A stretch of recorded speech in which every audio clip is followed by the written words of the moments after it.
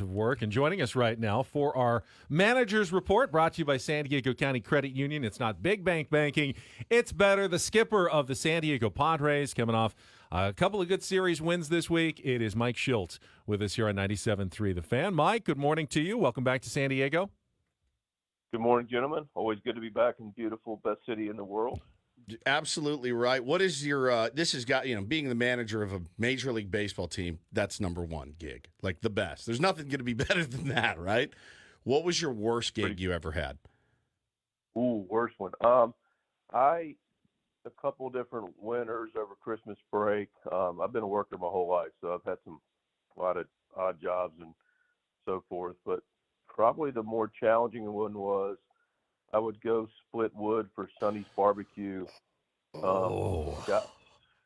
I'd get up and I'd be had to be in Albemarle, which is about 45 minutes from my house in Charlotte.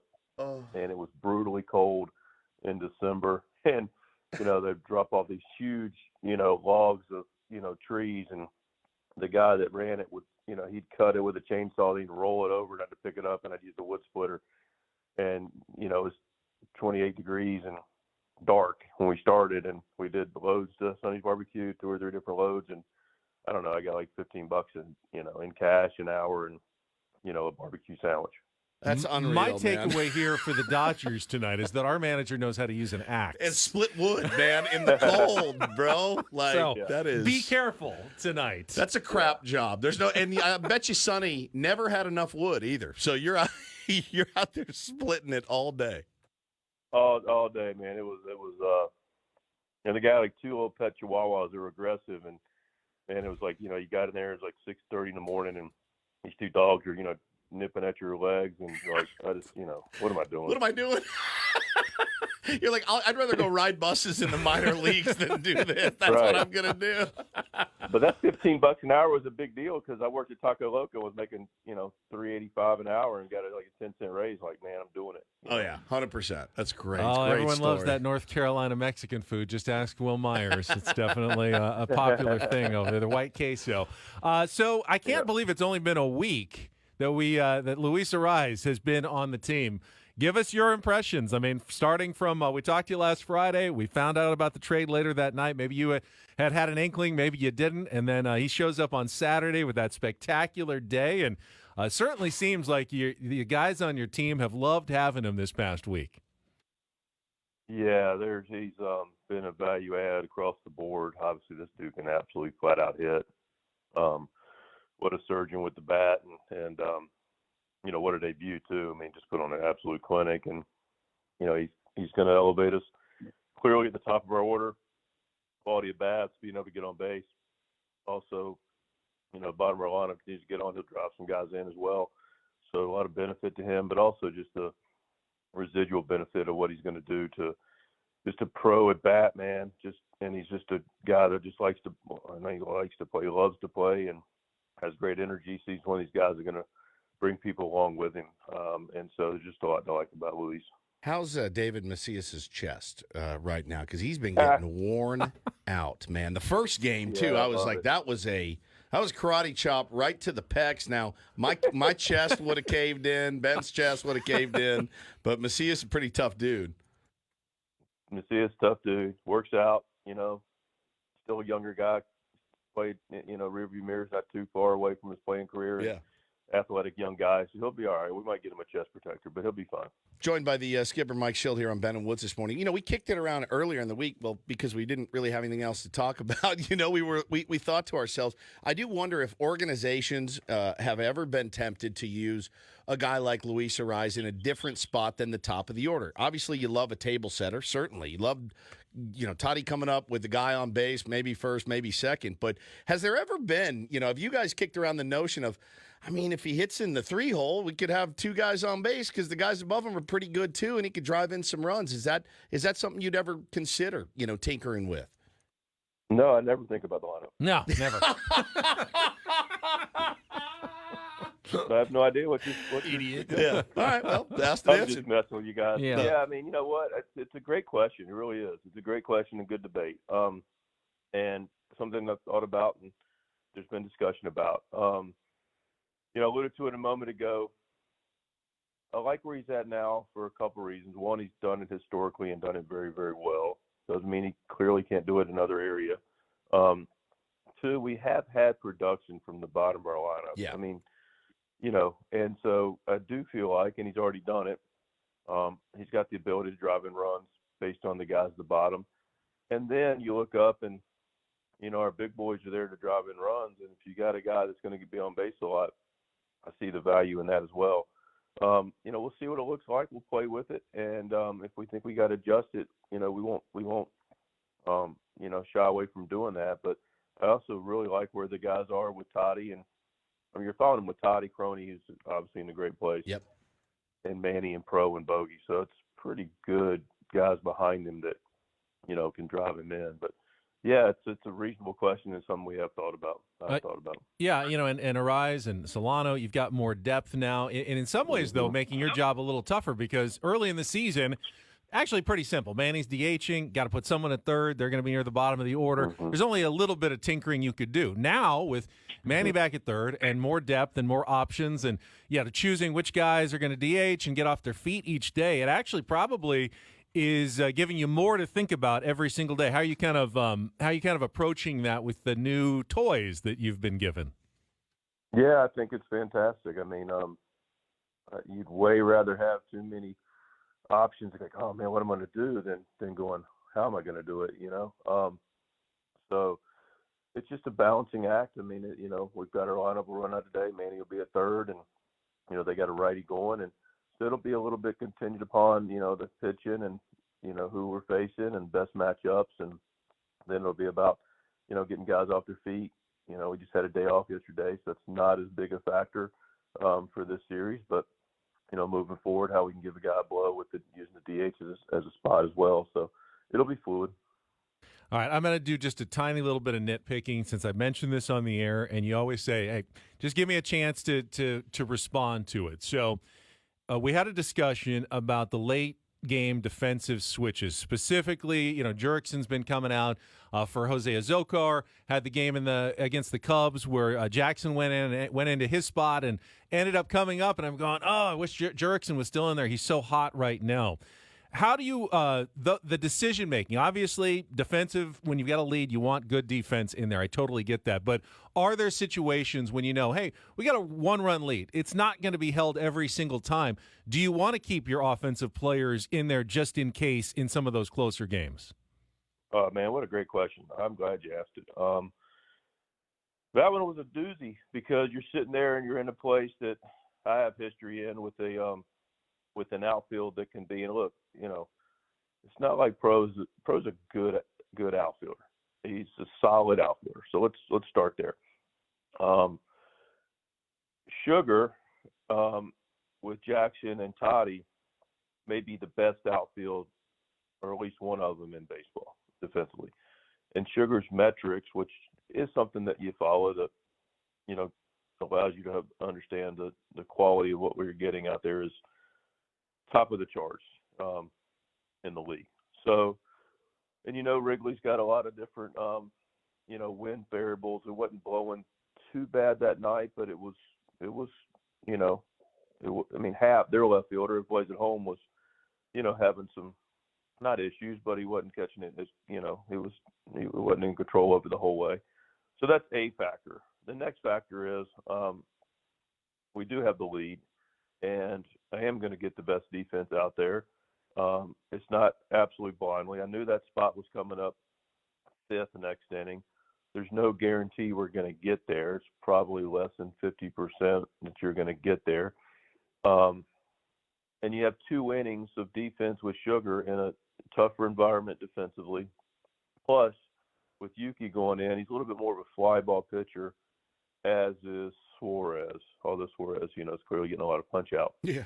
So that was the factor. Plus, I know they're not going to run out. They got one lefty in the bullpen, Lovelady. They're not running them out in that part of the order to go grab Jackson.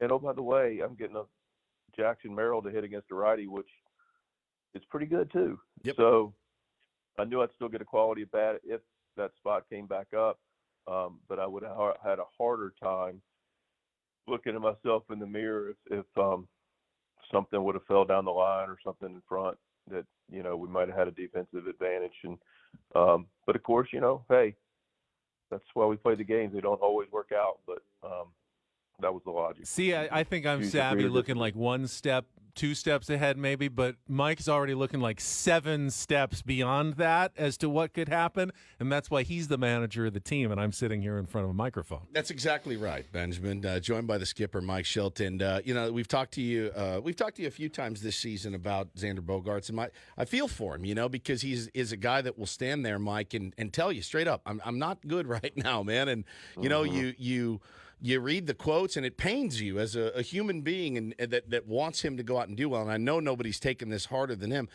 As a manager,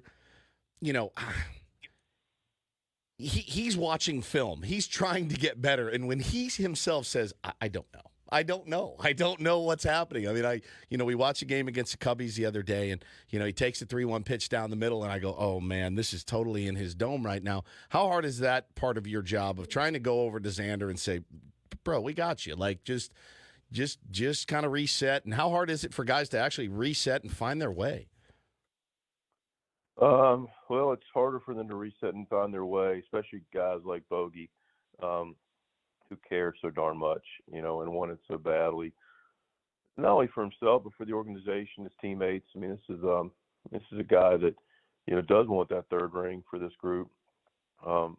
So that's the other flip side of it. Does have 2 rings and has had, and the comforting part, look, we love on him. I love on him. His teammates love on him. The staff loves on him. He knows he's supported, and in talking to him, he's like, man, this thing it's been worse, and so you got a reference point to know that this guy has gone through something similar. Look, if you're going to play 10+ years in the big leagues every day, if you don't think you're going to have stretches where it's just not very good at this level, I mean, you're kidding yourself. But think about this.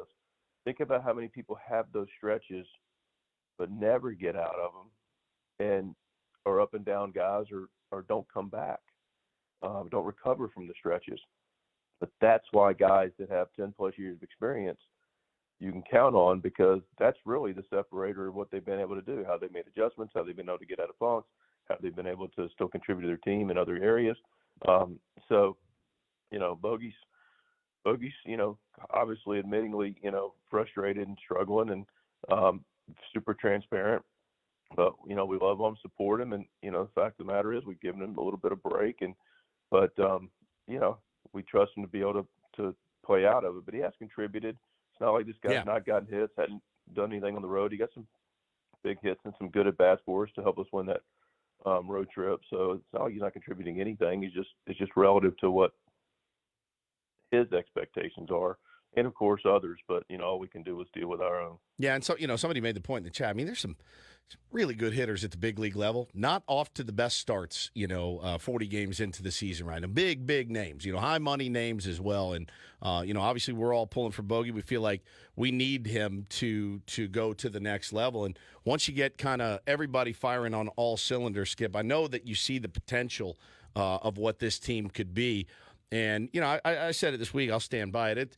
For a 20-20 team, it's really been a pretty good product, man, and to watch every day. And it's been a fun brand of baseball that you've got the guys playing right now. You got a tough series this weekend against the Dodgers. I don't know that Tyler Glasnow is the prescription for getting a guy back on track, but stranger things have happened in this game.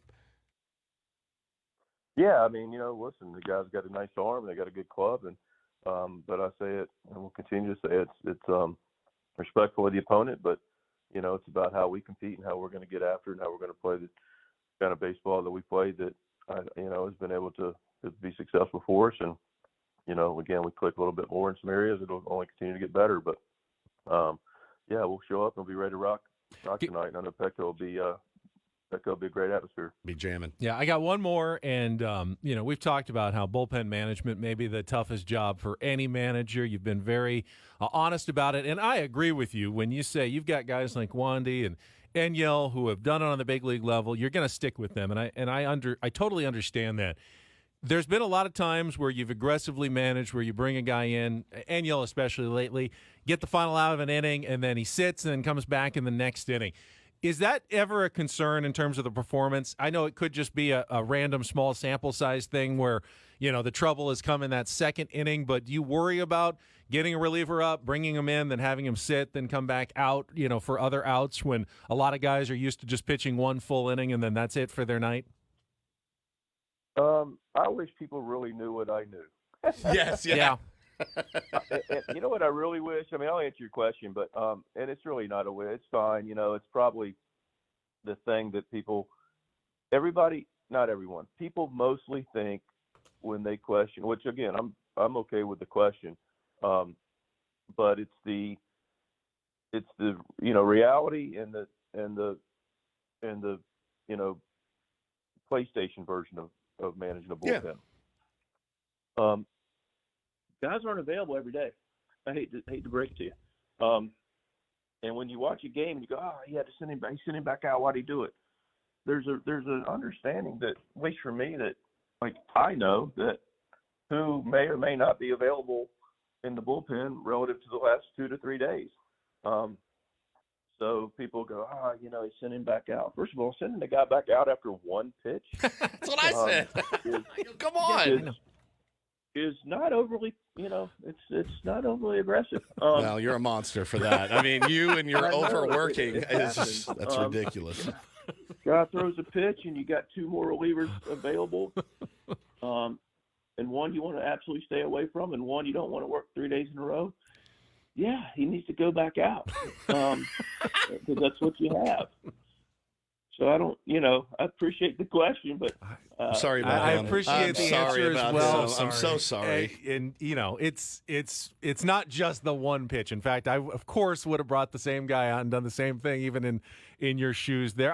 Even on PlayStation, you're going to run him back out there again. You know what? I can't tell you. PlayStation, they refresh every single. They game. are. That's true. Yeah, they're never tired. Hit the reset button. They're never mentally out of it. They're always right there for you on the PlayStation. I can't tell you how much though we appreciate your candid answers and giving us your time each Friday morning. I think it's really insightful for the fans out there to get your perspective on things. So appreciate it, and we'll look forward to chatting with you again next Friday.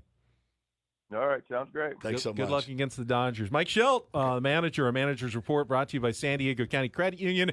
It's not big bank banking.